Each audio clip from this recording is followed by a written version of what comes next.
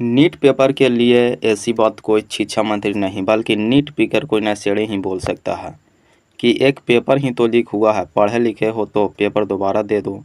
इतना ही नहीं, मुझे तो लगता है कि एजुकेशन सिस्टम में बैठे सभी लोग नशे में हैं पैसों के। तभी तो बच्चों के डायपर की तरह हर साल कोई ना कोई पेपर लीक हो जाती है।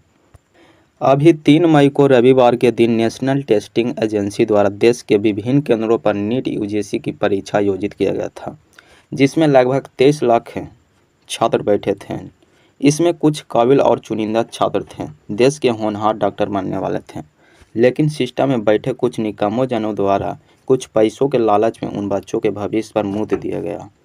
क्योंकि परीक्षा के पहले राजस्थान के शिखर में पेपर की हेड रिटर्न कॉपी बनाई गई, फिर उसे स्कैन करके पीडीएफ को गैस पेपर बताकर 30,000 से लेकर 10 लाख रुपये में बेच दिया गया, जिसमें लगभग 414 सवाल थे, जिसे नेशनल टेस्टिंग एजेंसी के अधिकारियों द्वारा कहा गया कि पेपर लीक नहीं हुआ, यह केवल एक पीडीएफ है जिसके कुछ सवाल उस वाले पेपर से मैच कर रहे थे।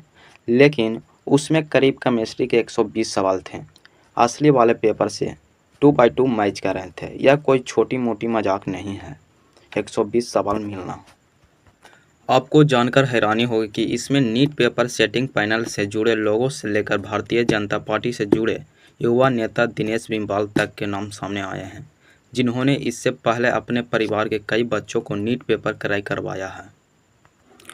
12 मई को परीक्षा रद्द कर दी गई है और हर मामले की तरह इस मामले को भी बड़ी जांच एजेंसी के हवाले कर दिया गया है, जिसमें अभी तक 7 आरोपियों को गिरफ्तार किया गया है। ये गिरफ्तार जयपुर, गुरुग्राम, नासिक, पुणे, अहिल्या नगर से की गई है और इसके अलावा 21 जून को बिना किसी एक्स्ट्रा फीस के री एग्ज़ाम कराने का ऐलान कर दिया गया है। शायद बच्चों का दुख इस बात का नहीं होगा कि री एग्ज़ाम होगा, दोबारा पेपर की तैयारी करके दोबारा पेपर देना होगा। बच्चों का दुख इस बात का होगा कि हर साल पेपर लीक हो जाते हैं, जिसके चलते पढ़ाई और एग्ज़ाम प्रेशर की वजह से हर साल हज़ारों बच्चों मानसिक तनाव झेलते हैं, यहाँ तक कि सुसाइड भी कर लेते हैं। 2024 के सरकारी आंकड़ों के अनुसार लगभग 14,500 बच्चों ने आत्महत्या की। इसका जिम्मेदार कौन होगा?